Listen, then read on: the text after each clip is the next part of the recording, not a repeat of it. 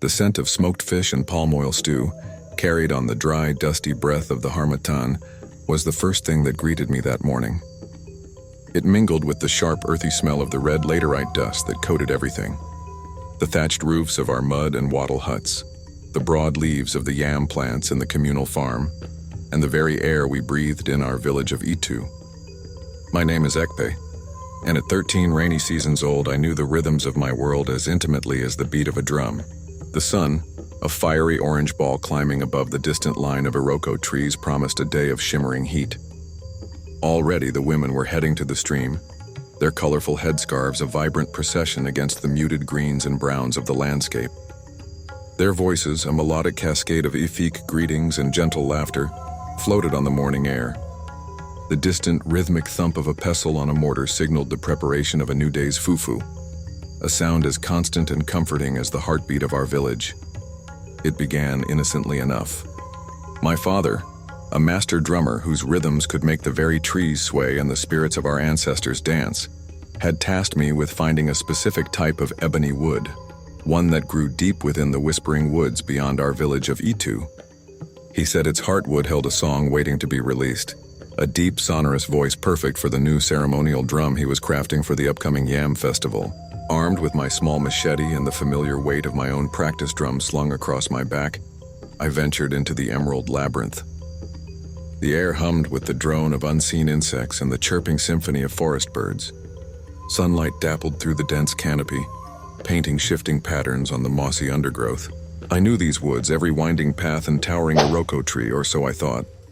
Deeper I went, the familiar landmarks fading behind a curtain of thick foliage. The playful chatter of monkeys receded, replaced by a heavier silence, the kind that makes the hairs on your arms prickle. It was then that I realized I had strayed too far, lured by the promise of the perfect ebony, and the path back had become a confusing tangle of shadows and identical-looking trees. Panic, cold and sharp, began to claw at my throat. I called out my father's name, my voice a thin, reedy sound swallowed by the vastness. Only the rustling leaves answered.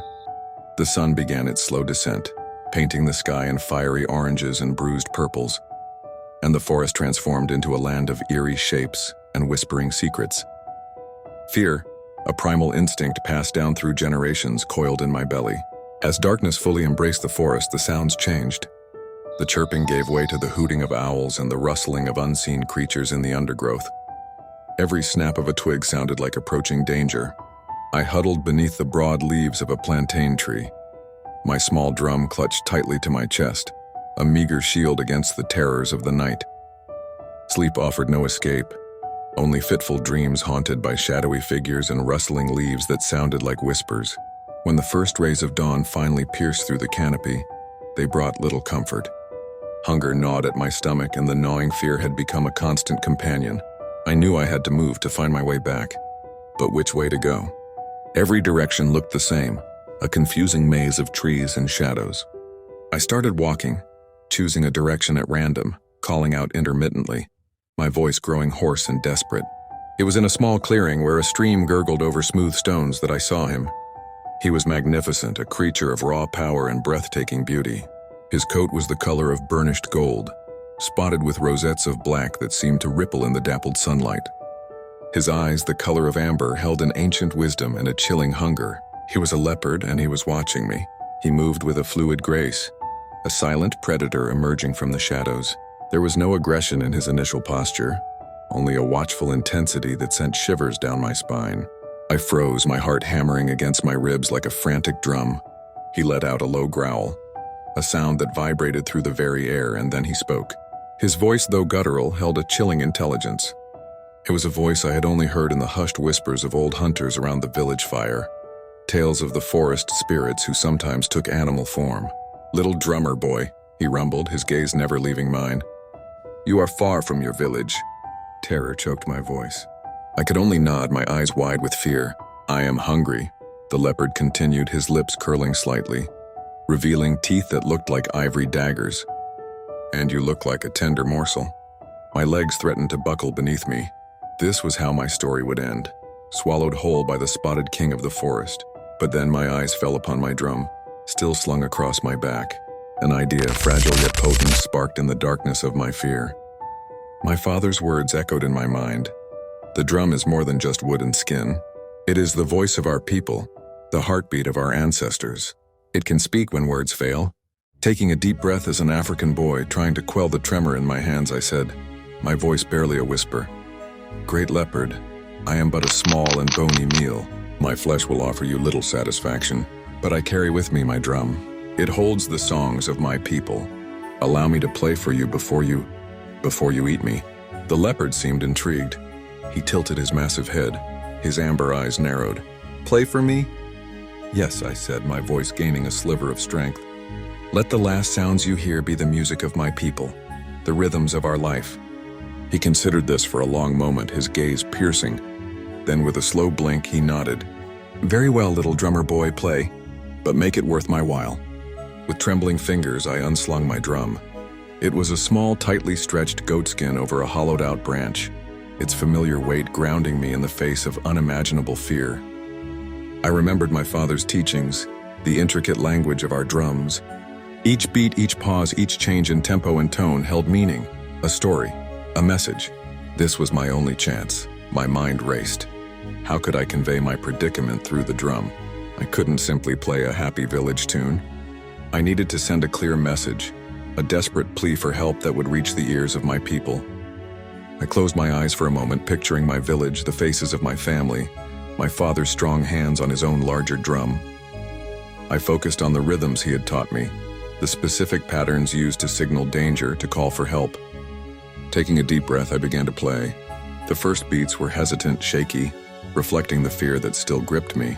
But as I focused, as the familiar feel of the drum skin beneath my fingertips took over, the rhythm became steadier, more deliberate. I started with the basic call of our village, a sequence of 3 distinct beats, each with a specific tone achieved by striking the drum in different places with the heel and tips of my fingers. Doom-da-doom, doom-da-doom, doom-da-doom. I repeated it several times, hoping that even if the meaning was lost, the unusual sound in this part of the forest might catch someone's attention. The leopard watched me intently, his tail twitching occasionally. He didn't seem to understand, but he didn't interrupt. Next, I incorporated the rhythm that signaled distress, a rapid, uneven pattern that mimicked a frantic heartbeat. Die-dum, die-die-dum, dum-dum-die. I layered this over the village call, creating a discordant yet urgent melody. But this might still be too vague. I needed to be clearer about the danger. My father had taught me a specific code for different threats. A low rumbling beat followed by 2 quick high-pitched taps signified the presence of a large, dangerous animal. Boom-dee-dee, I repeated this, emphasizing the deep, resonant tone of the initial beat. I played for what felt like an eternity, my hands growing sore, my throat dry. The leopard remained still, a silent, watchful presence.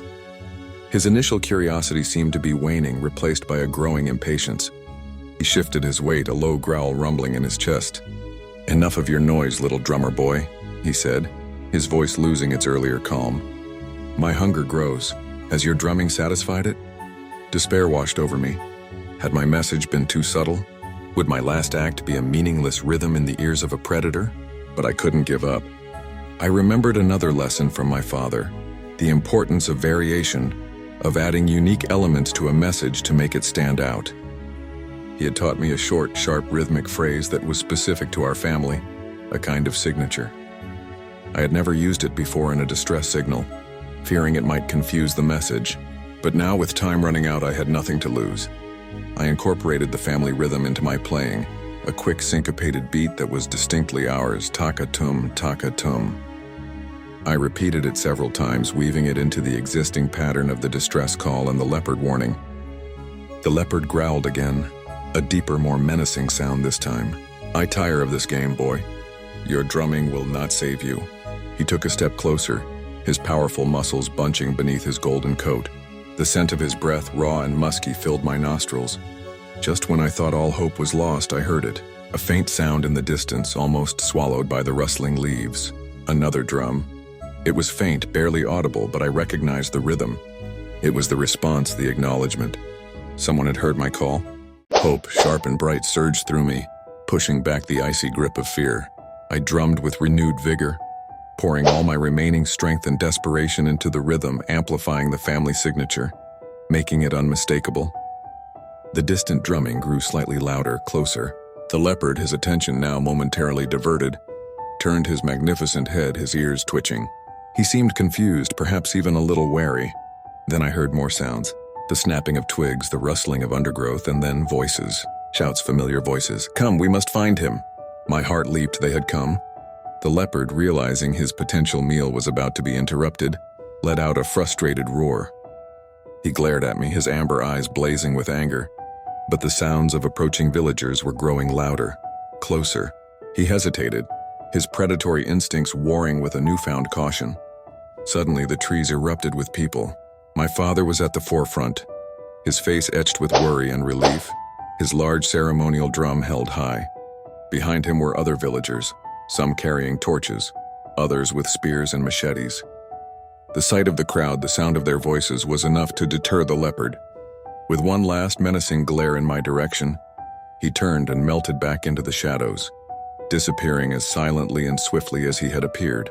My father rushed towards me, his strong arms engulfing me in a tight embrace. "My son, we heard your drum.